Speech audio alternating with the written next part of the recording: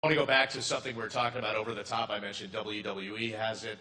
They have their own pay channel. That PGA has that. But you wrote an interesting column. I don't know if you follow Michael on Twitter, but it was linked to your Forbes account. And it was new school versus old school.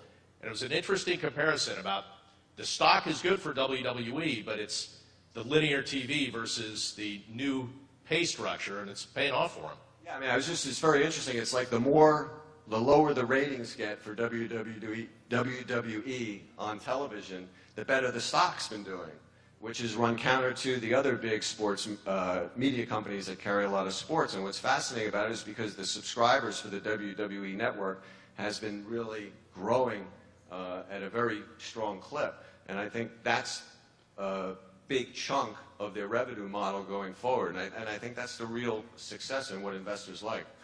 Yeah, I mean, in that example, I mean, what you're really describing is the WWE, before they did the network, right, they had a pretty healthy pay-per-view business, right? So I think, and they're a public company, so these numbers are all out there, but I think they had roughly an $80 million a year pay-per-view business where they did their monthly pay-per-views and they sold it for $60 a pop.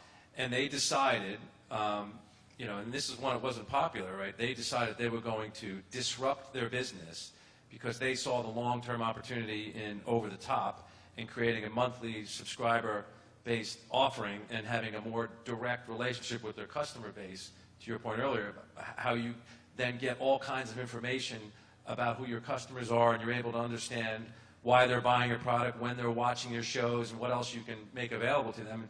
That really is hugely valuable. And so they went ahead and they had a bit of a stumble out of the gate, but they've more than replaced the $80 million, where you just did the math on $1.5 million times $10 a month. You could see that's actually a pretty good trade right there.